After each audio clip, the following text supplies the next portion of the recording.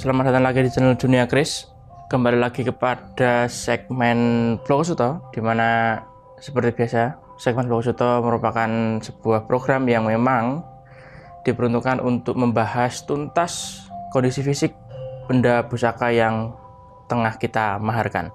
Dan kali ini kita akan membahas salah satu keris yang memiliki daya tarik tersendiri di bagian pamornya.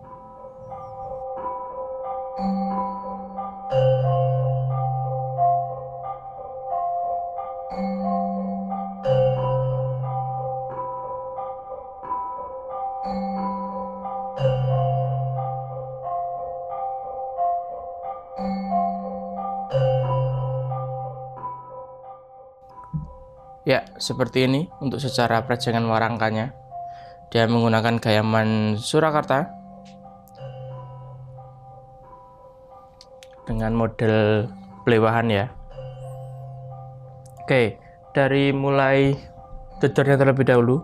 Dadarnya menggunakan dadar Yudhawinatan yang dilengkapi dengan mendak kendit cetak ya ini.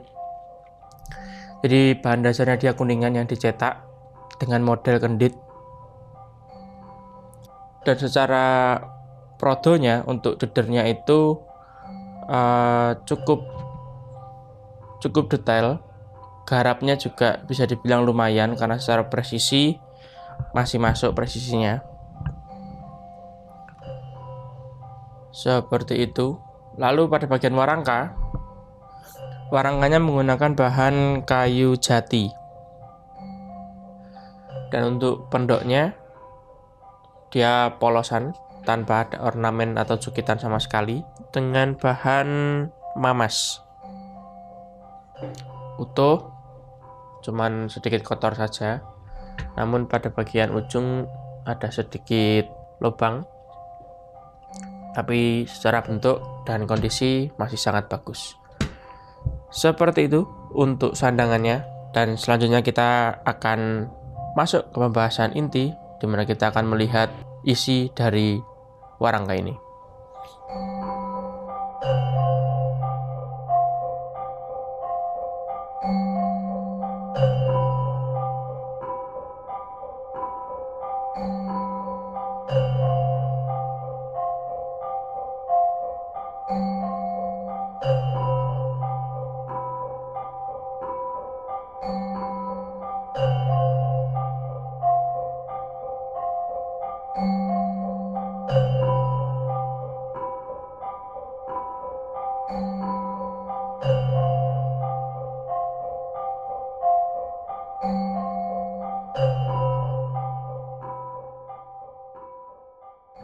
Seperti inilah isi dari warangka yang sudah kita bahas tadi, dimana sudah terlihat apa yang saya sampaikan di awal tadi adalah keris ini memiliki daya tarik tersendiri pada bagian pamornya.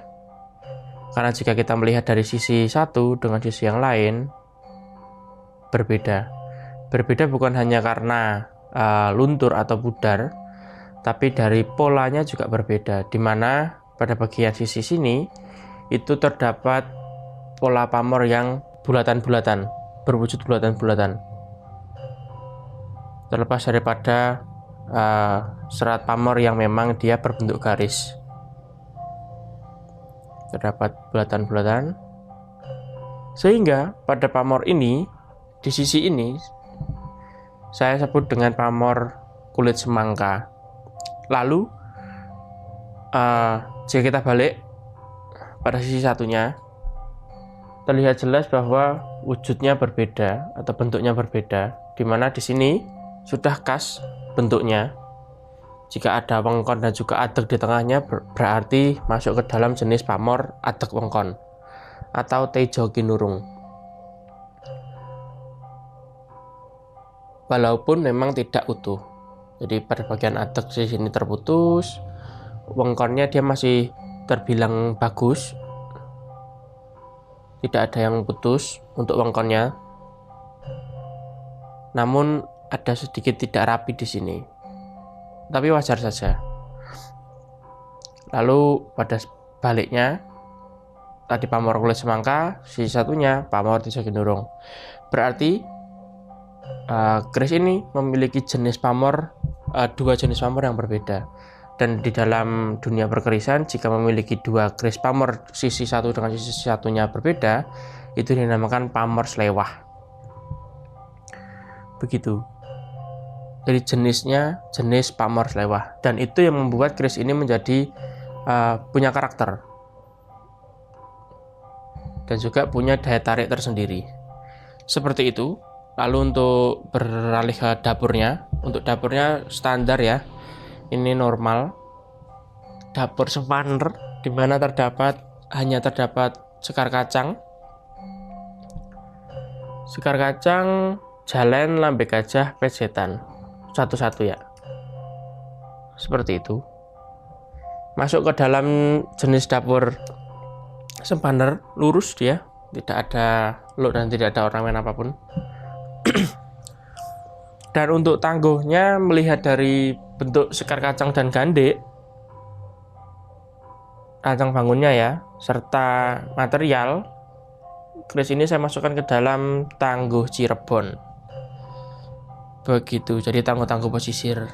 Seperti itulah pembahasan dari mulai pamor, dapur, dan juga tangguh dari keris ini. Selanjutnya, seperti biasa, saya akan buka pesinya, ya saya akan buka dedernya untuk melihat kondisi besi dan juga kita akan ukur dimensinya.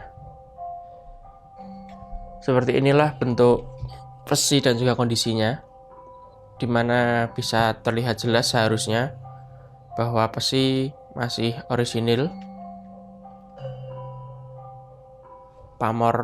Terdapat pamor yang sama juga materialnya, warna besi juga sama, dan kondisi masih terbilang sangat utuh.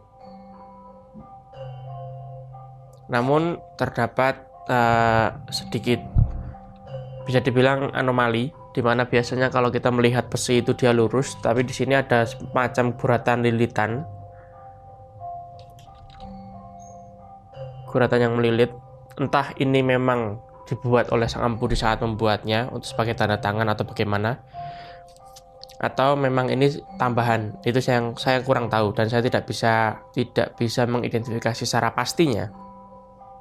Tapi terlepas daripada itu, saya garansi dan bisa dilihat juga besinya itu masih orisinil.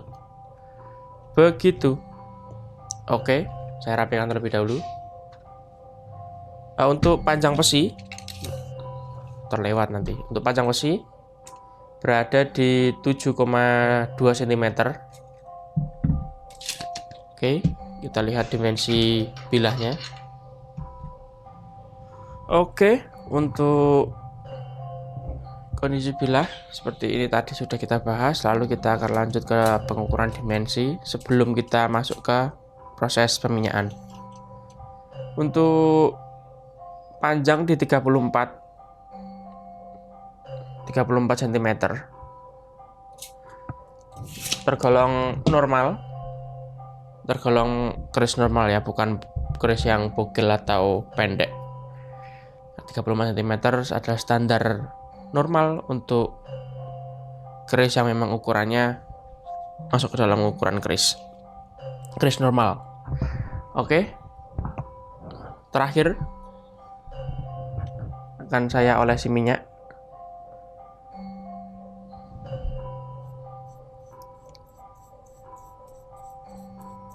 Oh ya, saya lupa untuk mengukur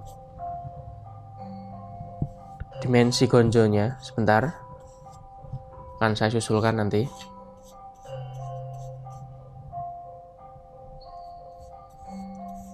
Nah, ini sudah terlihat bagaimana pamor yang semula samar atau kurang jelas di saat diberi minyak menjadi lebih terlihat cukup jelas. Oke, untuk gonjo, sebelum kita beranjak membahas besi ya, untuk gonjo berada di 7 cm, sama antara gonjo dengan besi. Oke, ini sisi yang sudah saya beri minyak, dimana pamornya terlihat yaitu pamor kulit semangka, yang dimana tadi di saat kondisi kering itu sangat samar, sangat tidak terlihat. Jadi hanya terlihat tipis-tipis saja, tapi setelah diberi minyak jadi terlihat polanya.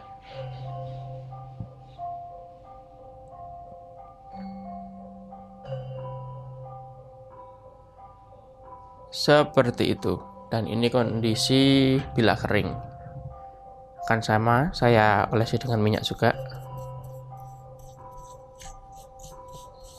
Dan sebenarnya ini di gonjonya juga terdapat pamor ya, yang sebenarnya kalau utuh bisa masuk ke dalam jenis pamor kendit. Karena pamor kendit itu yang ada pada gonjo sangat normal dijumpai jikalau pamor yang ada pada bilah itu berupa adek, berupa wengkon, seperti itu. Ya, ini sisi adek wengkonnya.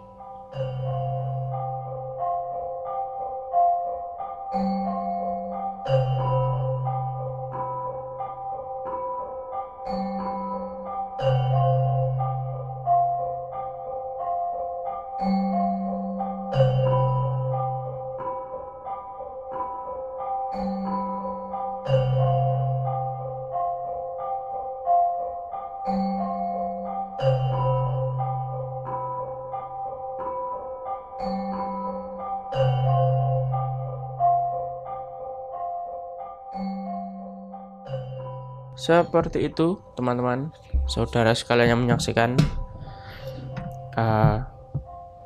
Mungkin cukup sekian untuk video kali ini.